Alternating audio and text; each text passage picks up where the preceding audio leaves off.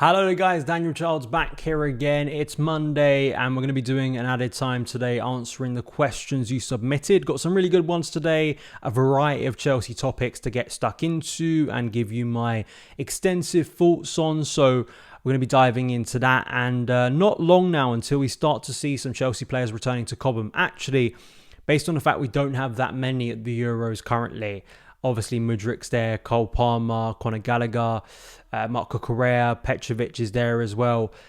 Compared to recent years, it's not as extensive, so I'm sure some big names will be returning, and probably more interesting for me in that kind of first few weeks, as we had last year with Pochettino, the first media with Enzo Maresca, the first time he's going to speak as Chelsea's new head coach. So we'll dive into that, we'll react to that when it does come around. Please do hit that subscribe button. Please hit the like button. It's free to do and it really helps the show out. Also getting your comments down below and interact with the show. And thank you as well for listening on the podcast feed. Really much appreciated. I also have kicked off my Substack again. Going to be posting articles to there quite regularly. I posted an article today actually about PSR because there's a lot of discourse going on around that. Its impacts and clubs' ability in the current era and whether it's a good or negative thing. So I'll give you my thoughts on that. So go and check that out. Link in the description box below.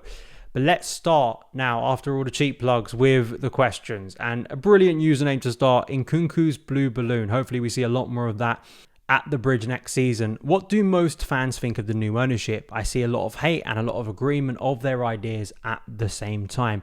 It's very difficult to give a definitive answer. I know sites like The Athletic have done kind of broader polls of Chelsea kind of fan feeling. They may have done one last year. I think they definitely did one the year before. And obviously that really is influenced by the way the team is performing. And I think because it has been more negative than positive over the past 2 years, that's the reaction you get. Obviously, there's going to be people watching and listening to this who may have wildly different opinions on Chelsea's ownership than I do. If you know my thoughts currently, I am very critical of the direction. I'm critical of the decision makers. I'm critical of the transfer strategy, and I think the decision to part ways with Pochettino, the decision to appoint Enzo Maresca. But of course, I'm just one guy. And I think anecdotally, of course, is what I go by and maybe the data in the sense of what I gauge from people's opinions I see in the comments of my shows or on X at SonOfChelsea, where I'll look through my timeline. And also I say anecdotally via Chelsea groups I'm in, or, people I speak to on a regular basis who follow Chelsea home and away. I value their opinions very highly because obviously they put a lot of time, effort, energy and their own money into following Chelsea. And I think it is on a scale more negative than positive. I think if you are overwhelmingly positive about Chelsea currently and kind of everything going on, I think maybe you are a little bit of an outlier. I'm not saying you're wrong. I just, I think in kind of general discourse, I just personally don't think that is the way a lot of fans feel. I think a lot of the way the fans feel are just general concern, and there are scales within that too. There are people who are more extreme about it, sort of more moderate about it, and just kind of hopeful the new season goes well. I have heard a lot from different people now. They are not looking forward to the new season. That is a general theme I've heard, unfortunately. And I have to say, I don't disagree. I think my kind of feeling about the upcoming season is not too dissimilar to that. So, it will take more positivity on and off the pitch for that to change. And I don't think fans are being unfair for waiting to see that before, throwing everything behind the new ownership. And as I say, there are some who are positive. Fair enough to them. That's their view. Maresca Era asks, winger alternative shortlist for Olise. I have to say, missing out on Olise, we did a lot about it on the last show, so I won't rehash what I said about Olise, but just on alternatives. Nico Williams has obviously been brought up from Bilbao. He's currently at the Euros with Spain. A very exciting player, but I can't see that deal happening if Chelsea are not going to budge on wages. They may go into negotiations again and be absolutely shocked that Nico Williams wants a certain amount of money for a wage and once again back out. But with the current model, I can't see that happening. And because of that, there are other names like from the Championship. I know Somerville from Leeds has been linked quite a while now. But to be honest, I'm not that infused. I think, Olise would have been a significant upgrade. Again, I think I'd be moving on to other areas of more focus, whether you believe that striker, left back, goalkeeper, whatever it is, I'd be moving on to other areas within the squad to focus on than alternatives, because I think that the club, even in briefing, it kind of been made that, they felt that he was a good player and they really wanted him and couldn't get him. So I'd be sticking to that. You couldn't get your first choice. Don't be panicking. Don't be scrambling for option B, C and D. But arguably, they've already done that with Kellyman. So, Chelsea do move quickly. So we'll see how that develops over the course of the summer. Michael asks, is anyone else just tired of the transfers? I am, mate. I really am. I think I'm a lot more cynical about things now because PSR and just the way Chelsea are operating, it's so, I think, transparent, and at least for me, in my view, just the way I'm looking at things currently, that our business is more just kind of skirting around the edges of trying to get around sanctions and points deductions than feasibly what is seriously going to improve Chelsea's squad. And for me, that's the point of transfers. It's to make your squad stronger, not weaker. Hopefully, if you're in that situation, or at least buy players that suit what you want to do on the pitch, are going to make a real difference, a tangible difference. And I don't think that is a lot of the business currently. So I think it's easy for people to check out. CFC Dre asks, we're targeting a young left back, so I doubt they'll come in and be an automatic starter. Who are some of the players that fit that role?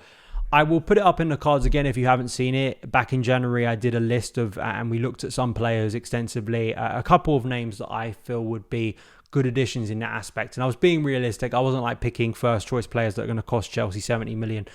I was looking at Bradley Locco, who I thought from Liga, who I think could hopefully fulfill what, say, Malo Gusto has been able to, someone who does have sufficient senior minutes. It's not like he has no senior minutes. He's played at a good level and could come in and deputise for Ben Chilwell or Marc Cucurella, whatever happens with those two. I think more so Cucurella, because I know Matt Law recently talked about Cucurella. If an offer comes in for him, a strong offer, Chelsea may actually sell him this summer. So someone you're looking for that. I think he all round looks like a competent player. I think is a versatile player too.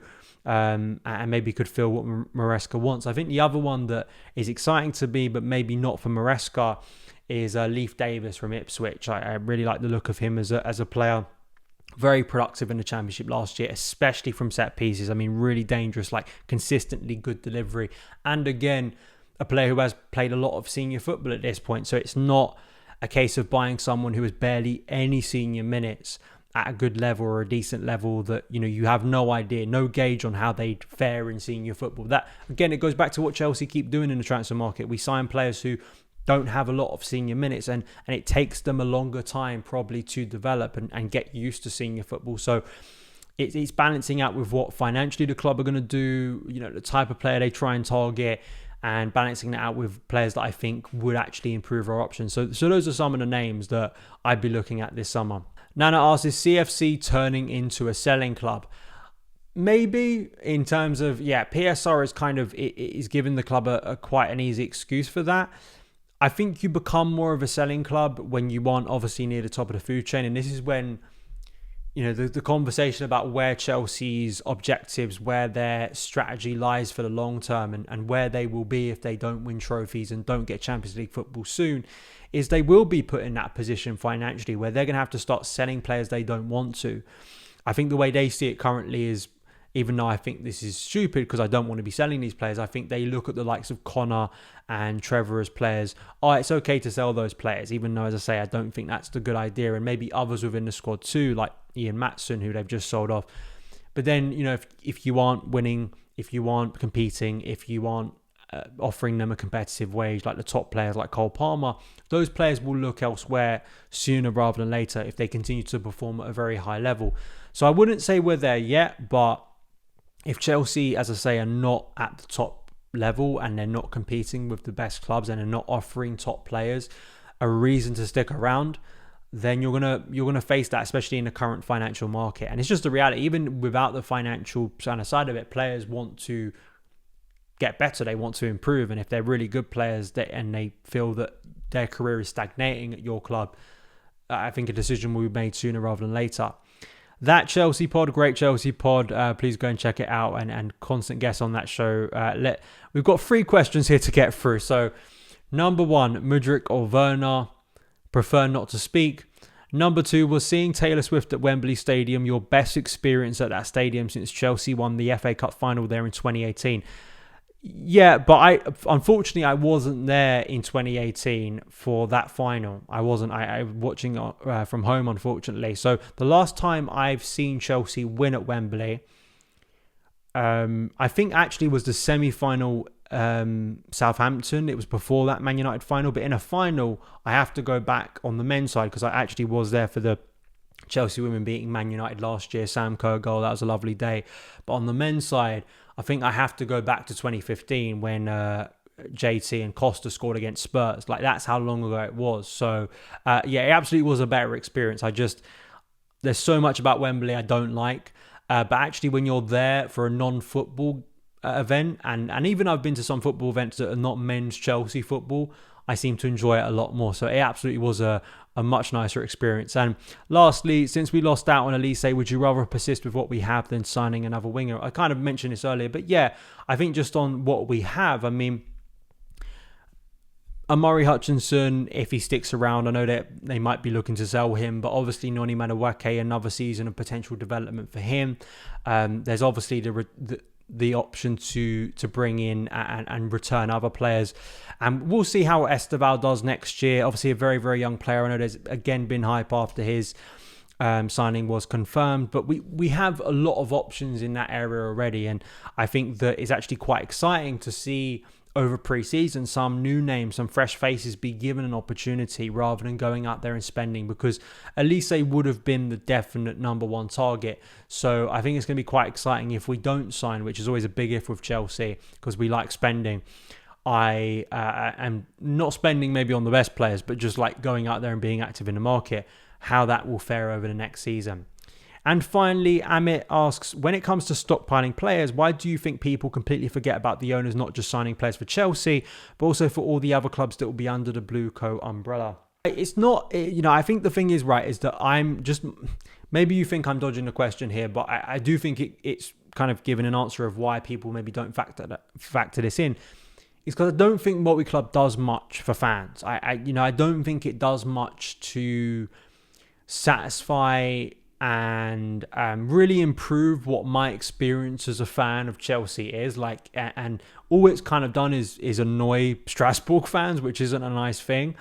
And, to me, it's like my first priority is obviously Chelsea. So when you're buying a player that's then just being bought to send somewhere else, well, I'm not going to have that much of a reaction to it. And if you talk about, stockpiling players, yeah, some of them are going to loan to Strasbourg or going out on loan somewhere else. But there also is a reality. And when these players are bought, they're being bought by Chelsea. They're being bought, at least it's being briefed and it's being announced by the club themselves. So it's not a case of us signing players and then they're only being announced by Strasbourg. And it's very much framed, a lot of these signings, as Chelsea signings. So I don't think logically, it's unfair to go, well, these players feasibly somewhere down the line are going to want to return to Chelsea and we'll use them to develop them in our first team.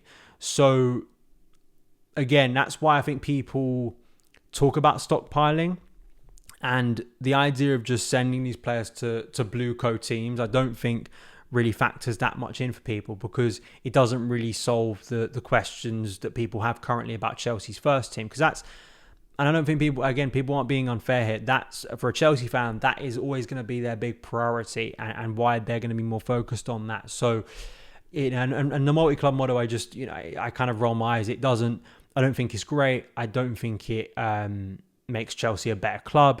And if it serves to just, piss off fans of other clubs who feel a connection to theirs, I don't think it's a great thing. So that's maybe why people aren't factoring that into their kind of thinking over these signings, and a lot of them, because they ponder how it's going to impact Chelsea in the long term. And it looks like just piling players on top of each other, and actually, in the end, are some of these players going to be really halted, when actually if we spent more on just one player who could come in and instantly improve things, that would be a better use of our finances in the transfer market.